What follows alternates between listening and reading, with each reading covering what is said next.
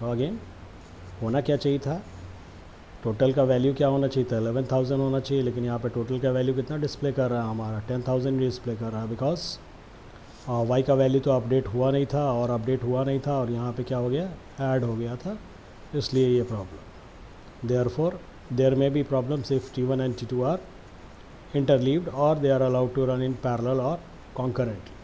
Therefore, there are certain problems in concurrent transaction execution. That is, the first problem is called as lost update. दूसरे को क्या बोलते हैं, unrepeatable reads बोलते हैं, and third is called as dirty read, and fourth is called as inconsistent analysis. अब यहाँ पे देखते हैं कि what they are. तो चलिए सबसे पहले देखते हैं क्या lost update. x का वैल्यू क्या है, 10,000 दिया हुआ है, lost update का प्रॉब्लम हम देख रहे हैं। दो ट्रांजैक्शन है, मेरा T1 है और क्या है, T2 है, ठीक। और यहाँ पे वैल्यू x का वैल्यू क्या दिया हुआ है, इनिशियली क्या है, 10,000 है, ठीक। अब T1 क्या किया, रीड किया x को, क्या वैल्यू पढ़ के ले जाएगा, 10,000 पढ़ के ले जाएगा। T2 भी क्या किया, अगले इस पर रीड किया x को, वो भी क्या पढ़ के ले गया, 10,000 ले गया। T1 क्या किया, उसमें से 5,000 क्या कर दिया, सब्सट्रैक्ट कर दिया, तो x का वैल्यू क्या हो गया, 5,000 हो गया। और अगले इंस्टेंस पे T2 क्या किया, उसमें 3,000 क्या कर दिया, ऐड कर दिया, तो T2 क्या पढ़ के लाया था, 10,000 पढ़ के लाया था, उसमें 3,000 ऐड किया, तो T2 का वैल्यू क्या हो गया, 13,000 हो गया। और ये जब सब्सट्रैक्ट किया तो ये क्या पढ़ के लाया था, 10,000 पढ़ के लाया था, 10,000 पढ़ के लाया था, उसमें से 5,000 सब्सट्रैक्ट किया, तो इसका वैल्यू क्या हो गया, 5,000 हो गया। फिर क्या किया, T1 क्या कर दिया, राइट कर दिया, तो T1 का वैल्यू क्या था, 5,000, तो 5,000 राइट हो गया। फिर बाद में क्या करता है, T2 भी क्या कर देता है, राइट कर देता है। यहाँ पे y नहीं होना चाहिए, यहाँ पे क्या होना चाहिए, इट शुड बी x। यहाँ पे y क्या हो गया, गलती से लिखा गया है, तो it should be x। Therefore इसका वैल्यू क्या आया, 3,000। x क्या कर चुका था, पहले राइट 5,000 किया था, उसके ऊपर y ने क्या कहे, T2 ने क्या कर दिया, T1 ट्रांजैक्शन जो डेटा अपडेट किया था x का, उसके ऊपर क्या T2 क्या कर दिया, x के ऊपर ओवरराइट कर दिया, तो x का वैल्यू 13,000 हो गया। यही अगर उल्टा चले, मीन्स अगर T2 पहले राइट कर देता और T1 क्या कर देता, बाद में राइट करता, तो x का वैल्यू क्या हो जाता, 5,000। दो की दोनों ही केस में क्या है, इनकन्सिस्टेंट है। एक्चुअल होना क्या चाहिए था, x का value should be 8,000 only, because 5,000 क्या हो रहा है, घट रहा है, और 3,000 क्या हो रहा है, जोड़ रहा है, तो x का वैल्यू कुल मिला के होना चाहिए था 8,000, लेकिन यहाँ पे हमको दिखा रहा है 13,000। देयरफॉर कोई भी पहले चले, या तो T1 या T2, ठीक है, राइट करे पहले, तो उससे वैल्यू क्या हो जाएगा, इनकन्सिस्टेंट हो जाएगा। And this type of problem is called as lost update का प्रॉब्लम इसको बोलते हैं। अनरिपीटेबल रीड्स का मतलब क्या होता है, there may be certain situations in which a transaction may need to read the value twice.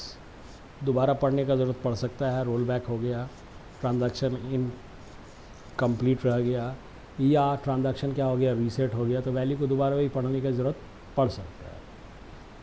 And meanwhile उस वैल्यू को कोई और ऑलरेडी क्या कर चुका है, पढ़ के ले जा चुका है, ना उसको हो सकता है अपडेट भी कर दिया हो। जैसे एग्जांपल में देखते हैं, T3 है ट्रांजैक्शन और क्या है, T4 है, वैल्यू x का क्या ले लिए, 2,000 ले लिए, ठीक है। T3 और T4 चला, T3 क्या किया, वैल्यू को पढ़ के ले गया, तो इनिशियल वैल्यू क्या था, 2,000, तो T3 क्या पढ़ के ले गया, x का वैल्यू 2,000 पढ़ के ले गया। मीन टाइम यहाँ पे आया T4 क्या किया, x को अपडेट कर दिया, मीन्स x + 1,000 कर दिया, तो x का वैल्यू क्या हो गया, 3,000 हो गया। T3 किसी वजह से रोल बैक किया, या उसको दोबारा x को पढ़ने का ज़रूरत पड़ा, वो क्या किया, रीड x किया, तो वैल्यू क्या पढ़ लेगा, 3,000 पढ़ लेगा। तो एक टाइम वैल्यू क्या पढ़ा, 2,000, एक टाइम वैल्यू क्या पढ़ रहा है, 3,000 पढ़ रहा है। मीन्स दो रीड ऑपरेशंस ये कर रहा है, लेकिन दोनों में वैल्यू क्या हो गया, अलग अलग गया, मतलब different values of x is red into two read operations. इसको क्या बोलते हैं, अनरिपीटेबल रीड्स बोलते हैं, ठीक है। जिसके वजह से क्या हो सकता है, ट्रांजैक्शन में एरर आ सकता है, और it is also called as read write conflict बोलते हैं। तो यहाँ पे ट्रांजैक्शन दिखा रहे हैं कि ट्रांजैक्शन में कौन सा ऑपरेशन पैरेलल हो सकता है, तो रीड और रीड पैरेलल हो सकता है, रीड और राइट पैरेलली एग्जीक्यूट नहीं कर सकता, या राइट और रीड भी पैरेलली एग्जीक्यूट नहीं कर सकता, और साथ साथ राइट भी पैरेलली एग्जीक्यूट नहीं कर सकता है।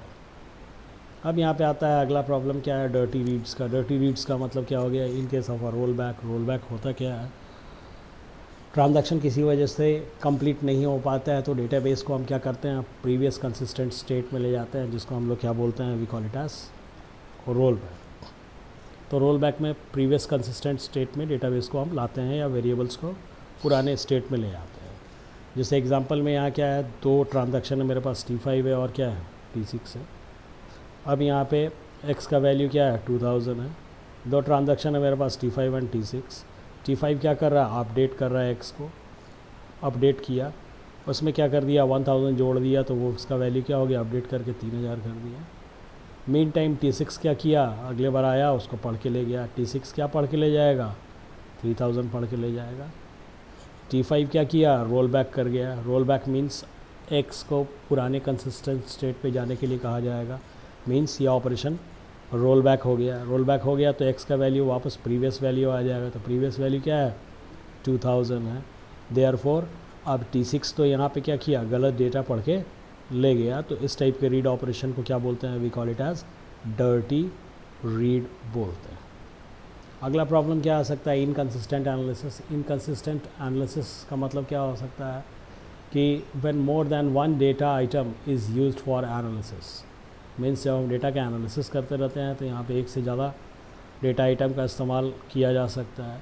जहाँ पे क्या हो गया, कुछ ट्रांजैक्शन तो उस डेटा आइटम को मॉडिफाई कर चुका है और कुछ उसको मॉडिफाई करने वाला है। Means while some transaction has modified that value and some are to be yet modified, therefore ये डेटा क्या हो जाएगा, इनकंसिस्टेंट हो जाएगा। किसके लिए, एनालिसिस के लिए। therefore इसको हम लोग क्या बोलते हैं, इनकंसिस्टेंट एनालिसिस बोलते हैं।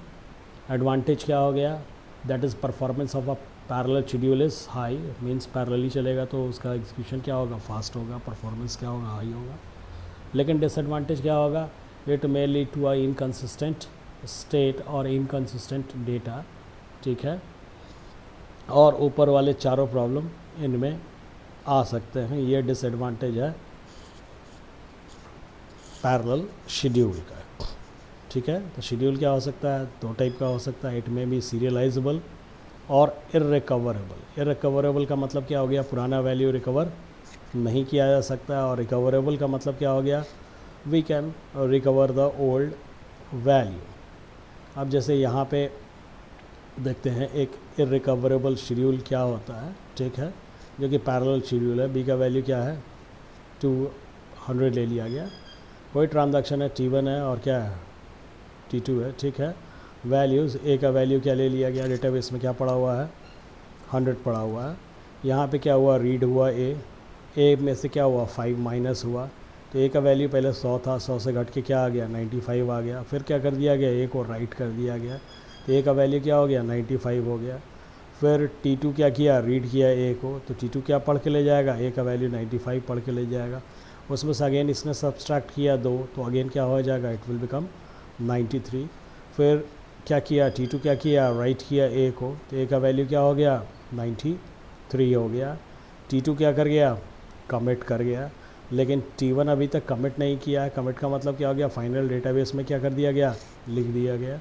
तो ए का वैल्यू डेटाबेस में क्या लिख दिया गया, 93 लिख दिया गया। मीन टाइम T1 क्या कर रहा है, कमिट होने के T2 के कमिट होने के बाद रीड किया बी को। कोई हो सकता है रीड ऑपरेशन क्या हो गया, फेल हो गया हो, या उसको पढ़ नहीं पाया हो, किसी कारण से क्या हो गया, ये ट्रांजैक्शन फेल हो गया। देयरफॉर ये क्या कर जाएगा, रोल बैक कर जाएगा। मीन्स रोल बैक का मतलब ये सारे का सारा ट्रांजैक्शन जो ये कर चुका है उसको क्या कर देगा, अंडू कर देगा और अपने प्रीवियस स्टेट में क्या आ जाएगा, वापस आ जाएगा। ठीक है, तो अब ए का वैल्यू अगर रोल बैक कर गया तो ए का वैल्यू क्या हो जाएगा, वापस 100 हो जाएगा। देयरफॉर ये जो कमिट किया था ये क्या होगा, गलत हो जाएगा। Therefore as T1 fails and roll backs to the previous consistent state and the transaction T2 is lost। मतलब T2 का जो भी किया हुआ काम क्या हो जाता है, लॉस्ट हो जाता है। तो इस टाइप के शेड्यूल को क्या बोलते हैं हम लोग, इररिकवरेबल शेड्यूल बोलते हैं। मीन्स T2 का वैल्यू, T2 जो ऑपरेशन किया था उसको हम कभी भी रिकवर नहीं कर सकते हैं, तो इसको क्या बोलते हैं, इररिकवरेबल शेड्यूल बोलते हैं। तो इसके ठीक, तो अब क्या होता है, 2 टाइप का होता है, एक कास्केडिंग होता है, कास्केडलेस शेड्यूल होता है। कास्केडिंग का मतलब क्या होता है? Due to occurrence of one event multiple events are automatically occurring, means एक इवेंट के अगेंस्ट में क्या होता है? मल्टीपल इवेंट अगर होता है तो उसको क्या बोलते हैं? कास्केडिंग बोलते हैं। और जहाँ पे मल्टीपल इवेंट्स एक इवेंट के अगेंस्ट में नहीं होता है तो उसको हम लोग क्या बोलते हैं? कास्केडलेस बोलते हैं। जैसे cascading due to occurrence of one event multiple events are automatically occurring, जैसे T1 है, T2 है, T3 है और T4 है। ए का वैल्यू क्या मान लिया हम लोग? 100 मान लिए, ठीक है। यहाँ पे क्या हुआ? T1 क्या किया? रीड किया ए को, ठीक है। ए किया, रीड किया ए को, ए में से कोई वैल्यू 50 घटाया और फिर क्या किया? और राइट कर दिया, ठीक है। ए का वैल्यू क्या हो गया? 50 हो गया, ठीक। उसके बाद क्या हुआ? T2 उसको क्या किया? पढ़ा, तो T2 क्या पढ़ लेगा? चूँकि ये T1 के बाद हो रहा है तो यहाँ पे वैल्यू क्या पढ़ के ले जाएगा? 50 पढ़ के ले जाएगा, ठीक है। सिमिलरली T3 भी क्या किया? ए का वैल्यू पढ़ के ले गया, वो भी 50 ले गया। T4 भी क्या किया? ए का वैल्यू पढ़ के ले गया, 50 ले गया। मीन टाइम क्या हो गया? T1 क्या हो गया? किसी पॉइंट पे यहाँ पे आके क्या हो गया? T1 fails. जैसे ही T1 फेल होगा तो there will be a roll back. Roll back का मतलब क्या हो गया? कि वापस अपने कंसिस्टेंट स्टेट पे आ जाएगा। तो फिर ए के वैल्यू को क्या कर देगा? It will make it 100 to the previous state. लेकिन T2, T3 और T4 क्या कर चुका है? वैल्यू क्या पढ़ चुका है? 50 को पढ़ के ले चुका है। Therefore all the transaction which have use the value of A will be aborted. मतलब T2 को भी अबॉर्ट करना पड़ेगा, T3 को भी अबॉर्ट करना पड़ेगा और T4 को भी अबॉर्ट करना पड़ेगा। अबॉर्ट का मतलब क्या होगा ना? इसको ख़त्म कर देना पड़ेगा और दोबारा से रीस्टार्ट करना पड़ेगा, ठीक है, या अबॉर्ट कर देना पड़ेगा, मीन्स डिलीट कर देना होगा, किल कर देना होगा। तो इस चीज़ को हम लोग क्या बोलते हैं? We call it as cascading roll back. मतलब एक ट्रांजैक्शन के रोल बैक होने के वजह से मल्टीपल ट्रांजैक्शंस को अगर हमको रोल बैक या अबॉर्ट करना पड़ता है तो उसको हम लोग क्या बोलते हैं? कास्केडिंग और रोल बैक बोलते हैं, जिसकी वजह से परफॉर्मेंस क्या हो जाता है? और डिग्रेड हो जाता है, ठीक। तो अगला जो शेड्यूल आता है वो क्या होता है? कास्केडलेस शेड्यूल होता है। तो कास्केडलेस शेड्यूल से क्या कर सकते हैं हम? अपने ऊपर के प्रॉब्लम को क्या कर सकते हैं? एलिमिनेट कर सकते हैं। So that by not allowing the read operation of any other transaction apart from T1, means अगर T1 जिस वैल्यू को जब तक कमिट नहीं करता है तब तक हम किसी को पढ़ने ही नहीं देंगे। जैसे T1 है, T2 है, T3 है, यहाँ पे रीड किया, यहाँ पे क्या किया? और राइट किया। As there is no commit, therefore T2 अगर रीड ए भी करना चाहे और T3 क्या करना चाहे? रीड ए करना चाहे, should not be allowed until T1 क्या कर दे? कमिट कर दे या रोल बैक कर दे। तब तक हम किसी भी रीड ऑपरेशन को अलाउ नहीं करते हैं। जैसे एग्जांपल डेटाबेस में क्या है? वैल्यू 100 है, T1, T2 और क्या है? T3 है। यहाँ पे T1 क्या किया? वो रीड किया ए को, वैल्यू 100 में से 50 को घटाया, ठीक है। फिर क्या किया? राइट किया, राइट करने के बाद 50 लिख दिया और यहाँ पे क्या हो गया? कमिट हो गया। अब T1 का क्या है? चूँकि यहाँ पे कमिट है, therefore T2 is allowed to read the data. T2 क्या किया? डेटा को रीड किया, फिर क्या किया? जो भी ऑपरेशन करना था किया, उसके बाद क्या किया? अगेन राइट किया एंड अगेन कमिट किया। यहाँ पे जैसे ही कमिट हो गया then only T3 shall be allowed to read the data and जो भी ऑपरेशन करना चाहे वो कर सकता है। तो इस चीज़ को हम लोग क्या बोलते हैं? कास्केडलेस शेड्यूल बोलते हैं, ठीक है। अब आता है राइट और राइट प्रॉब्लम। राइट का मतलब दो ट्रांजैक्शन एक साथ और राइट करना चाहता है तो इस टाइप के प्रॉब्लम को हम लोग क्या बोलते हैं? राइट प्रॉब्लम बोलते हैं। जैसे यहाँ पे ट्रांजैक्शन है मेरा T1 है और फिर क्या है? ट्रांजैक्शन T2 है। A2 का वैल्यू क्या है? सॉरी ए का वैल्यू क्या है? दैट इज़ 100 है, ठीक है। T1 है मेरा ट्रांजैक्शन, T2 है। T1 क्या किया? पढ़ा ए को, 100 माइनस 50 किया, फिर क्या कर दिया? राइट कर दिया, आगे बढ़ता चला गया। मीन टाइम में T2 क्या किया? यहाँ पे रीड किया किसको? 100 को, 100 में क्या कर दिया? एक 20 जोड़ दिया, फिर क्या कर दिया? राइट कर दिया, ठीक। अब यहाँ पे वैल्यू क्या हुआ? 100 था, ठीक। यहाँ पे उसका वैल्यू क्या हो गया? 100 हो गया। 100 के बाद 50 हुआ, 50 के बाद क्या हो गया? 120। 100, 50 देन 120, ठीक है। T1 क्या कर जाता है? और रोल बैक कर जाता है। तो रोल बैक जैसे ही करेगा वैसे ही ए का वैल्यू क्या हो जाएगा? वापस 100 हो जाएगा। That is a is equals to 100। Therefore the update done by the T2 is lost update. Therefore जो T2 अपडेट किया होगा वो क्या हो जाएगा, लॉस्ट हो जाएगा, एंड T2 को भी क्या होगा, रोल बैक करना पड़ेगा। तो ये लॉस्ट अपडेट का प्रॉब्लम है। तो यहाँ पे क्या हो गया, लॉस्ट अपडेट के लिए सोल्यूशन क्या है कि जो शेड्यूल होना चाहिए वो मेरे पास क्या होना चाहिए, स्ट्रिक्ट रिकवरेबल होना चाहिए। ठीक है, इसका मतलब क्या है कि if a schedule contains no read operation और write operation, no read operation और write operation before commit, then it is known as strict schedule. मतलब कमिट के पहले रीड और राइट ऑपरेशन दोनों नहीं होना चाहिए। If the write operation of a transaction precedes the conflicting operation, means read or write of another transaction. Conflicting read or write का मतलब क्या हो गया, सेम वेरिएबल पे जब हम रीड और राइट कर रहे हैं तब, of another transaction, ठीक है, then the commit or rollback of such transaction should also precede the conflicting operation of such transaction. मतलब रोल बैक और रोल बैक और कमिट भी क्या होना चाहिए, प्रीवियस ट्रांजैक्शन का पहले होना चाहिए देन कंपेयर टू दिस। अब देखते हैं, जैसे एग्जांपल में और क्लियर होगा। T1 है, T2 है। T1 क्या किया, रीड किया एक्स को, आगे बढ़ा, यहाँ पे राइट किया और क्या किया, कमिट किया। ठीक है, T2 क्या कर रहा है, रीड कर रहा है एक्स को, आगे बढ़ा यहाँ पे और राइट किया। ठीक है, यहाँ पे फिर अगेन रीड एक्स और फिर यहाँ पे आके कमिट करता है, कोई भी ऑपरेशन करता है। Here right of x of T1, ठीक है, T1 का राइट ऑफ एक्स क्या कर रहा है, precedes the conflicting operation read and write of T2। ठीक है, read and write of T2। Therefore T2 will have to wait till T1 commits और रोल बैक्स। मीन्स यहाँ पे कमिट हो रहा है T1 का और यहाँ पे ऑलरेडी क्या हो गया है, रीड ऑपरेशन T2 का शुरू हो गया है। देयरफॉर T2 को कब तक वेट करना पड़ेगा, जब तक T1 कमिट नहीं हो जाता। मतलब इस चीज़ को उठा के कहाँ डाल देना पड़ेगा, कमिट के बाद लेना पड़ेगा, तब जाके वो एग्जीक्यूट हो। ठीक है, फिर अगला आता है मेरा क्या, सीरियलाइजेबिलिटी। सीरियलाइजेबिलिटी का मतलब क्या हो गया, ये डिटरमिन करता है correctness of the schedule. Means जो शेड्यूल है वो मेरा सही है या नहीं है। ठीक है, जब मल्टीपल ट्रांजैक्शन कॉन्करेंटली रन करता है।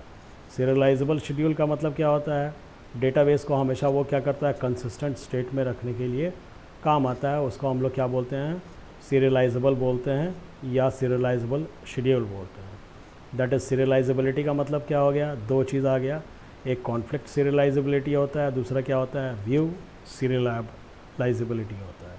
कॉन्फ्लिक्ट सीरियलाइजेबिलिटी का मतलब क्या हो गया, to check if a non-serial schedule is conflict serializable or not।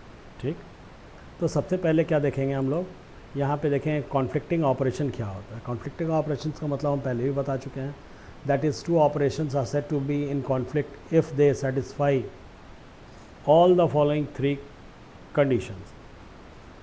Both the operation should belong to a different transaction. दोनों ऑपरेशन क्या है, अलग अलग ट्रांजैक्शंस है। ठीक है, दोनों ट्रांजैक्शन क्या कर रहा है, सेम डेटा पे काम कर रहा है, एंड एटलीस्ट एक ट्रांजैक्शन में क्या है, राइट ऑपरेशन है। बिकॉज डेटा को पैरेलली रीड करने में कोई प्रॉब्लम तो आता ही नहीं है। जैसे एग्जांपल यहाँ पे T1 है, T2 है, यहाँ पे क्या है, राइट एक्स है, यहाँ पे क्या है, और रीड एक्स है। ठीक है, therefore this is a conflicting, because दोनों ट्रांजैक्शन है, दोनों क्या कर रहा है, सेम डेटा को पढ़ रहा है, सेम डेटा को पढ़ रहा है, प्लस उसमें से क्या है कि दूसरा क्या है कि मीन्स दोनों अलग अलग ये ट्रांजैक्शन का पार्ट है, प्लस तीसरा क्या है कि at least one operation should be a write operation, जिसमें से एक क्या है, राइट ऑपरेशन।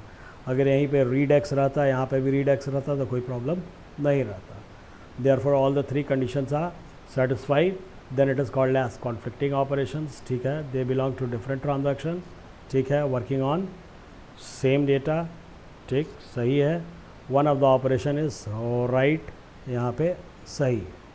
ठीक, अब नीचे वाले पे देखते हैं, T1 है, T1 क्या कर रहा है, राइट कर रहा है एक्स को, T2 की भी क्या कर रहा है, राइट कर रहा है एक्स को। ठीक है, लेकिन यहाँ पे अगला ये भी कॉन्फ्लिक्टिंग हो गया ऑपरेशन, ये भी कॉन्फ्लिक्टिंग था, ये भी कॉन्फ्लिक्टिंग है।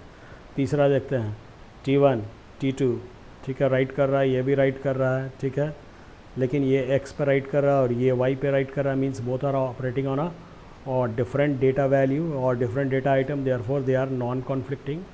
फिर अगेन यहाँ पे क्या रहा है, T1 है T2 है, T1 क्या कर रहा है, रीड कर रहा है, T2 भी क्या कर रहा है, रीड ऑपरेशन कर रहा है, किस पे, एक्स पे। डेटा आइटम तो सेम है लेकिन बोथ आर परफॉर्मिंग और read operation, none are performing और write operation and they are both different transactions too. तो यहाँ पे ये होता है working on same data item नहीं, ठीक, मीन्स सेम डेटा आइटम के बीच में ही क्या होता है, ज़्यादातर कॉन्फ्लिक्ट होता है। देयरफॉर इसके आगे का अब हम अगले वीडियो में देखेंगे। Thank you.